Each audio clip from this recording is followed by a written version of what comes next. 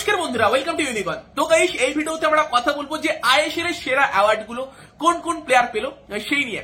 তো ম্যাচের রিভিউটা রেডি আছে, এবার ওটা ঘন্টাখানেক পর দিচ্ছে, কারণ আমার মনে হয় এটাতে এখন তোমাদের বেশি ইন্টারেস্ট থাকবে, যেহেতু মোহনবাগান হেরে গিয়েছে এবং সেই জায়গাতে মুম্বাই সিটি এফসি দেখো ওয়েল ডিজার্ভ উইনার, বেটার খেলেছে আজকের ম্যাচে, বেটার খেলে জিতেছে এবং সেই জায়গাতে মন খারাপের কিছু নেই মোহনবাগান ফ্যানেদের, কারণ অলরেডি কিন্তু ইন্ডিয়ার চ্যাম্পিয়ন হয়ে মোহনবাগান বসে আছে। হ্যাঁ, অবশ্যই ট্রেভেল জয়টা হলো না, বাট ইন্ডিয়ার চ্যাম্পিয়ন বর্তমানে মোহনবাগানই, লিগ চ্যাম্পিয়ন হয়েছে, সিএল জিতেছে, next year AFC champions league 2 তে যাচ্ছে।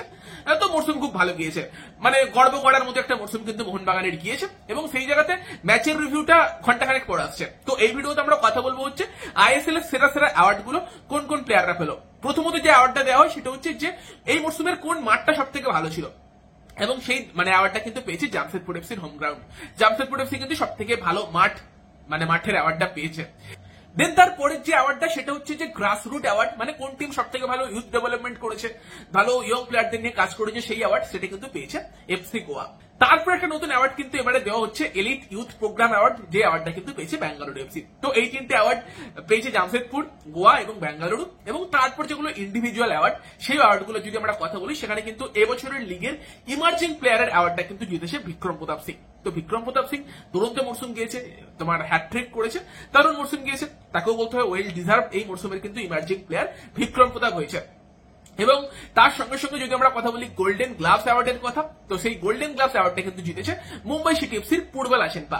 তো যেরকমটা তোমাদের বলেছিলাম, আজকে যদি বিশাল তোমার ক্লিন সিট রাখতে পারতো আর উল্টো দিকে মুম্বাই গোল কনসিড করতো, সেখানে কিন্তু মোহনবাগানের বিশাল কায়েত গোল্ডেন গ্লাভস জিততে পারতো। বাট যেহেতু বিশাল 3টে গোল খেয়েছে, পূর্বে একটাই গোল খেয়েছে, দুই দলের কেউই ক্লিন সিট রাখতে পারেনি, বাট সেখানে কিন্তু পূর্বাল আশেনপা সে কিন্তু পেয়ে গিয়েছে গোল্ডেন গ্লাভস অ্যাওয়ার্ডটা। তারপর যদি আমরা কথা বলি হচ্ছে গোল্ডেন বুট অ্যাওয়ার্ডটা নিয়ে, এই অ্যাওয়ার্ডটাও মোহনবাগানে আসতে পারতো যদি জেসন কামিন্স আর একটা গোল করতে পারতো। তো কামিন্সকে 2টো গোল করতে হতো, কামিন্স একটা গোল করতে পেরেছে আজকের ম্যাচে, এবং সেই জায়গাতে 13টা গোল করেছে দিমিত্রি ডিয়ামেন্টাকোস, এবং 13টা গোল করে কিন্তু দিমিত্রি ডিয়ামেন্টাকোস সে কিন্তু গোল্ডেন বুট অ্যাওয়ার্ডটা জিতছে। এবং সেই জায়গাতে দেখো তোমার রয় কৃষ্ণা, সেও 13টা গোল করেছে, দিমিত্রি ডিয়ামেন্টাকোস সেও 13টা গোল করেছে, বাট যেহেতু রয় কৃষ্ণার থেকে কম সময় দিমিত্রি ডিয়ামেন্টাকোস সে 13টা গোল করেছে, সেই কারণে কিন্তু দিমিত্রি ডিয়ামেন্টাকোস সে এই গোল্ডেন বুট অ্যাওয়ার্ডটা পেয়েছে। আর লাস্টে সব থেকে বড় অ্যাওয়ার্ড, লিগের সেরা প্লেয়ারের award, golden ball award, player of the league কি হয়েছে, প্লেয়ার অফ দ্য টুর্নামেন্ট কি হয়েছে। আর ভাই, যেটা আমি বলেছিলাম, যদি এই প্লেয়ারটা না পায় সেটা সব থেকে বড় অবিচার হবে, বাট অবিচার হয়নি, সেই প্লেয়ারটাই পেয়েছে। এই অ্যাওয়ার্ডটা অবশ্যই মোহনবাগানে এসেছে এবং সেই অ্যাওয়ার্ডটা কিন্তু জিতেছে দিমিত্রি পেত্রাদোস।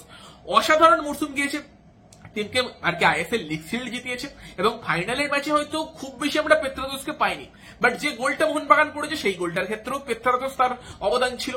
তো সেই জায়গাতে দিমিত্রি পেত্রাদোস ব্রিলিয়ান্ট মরসুম গিয়েছে, অসাধারণ খেলেছে।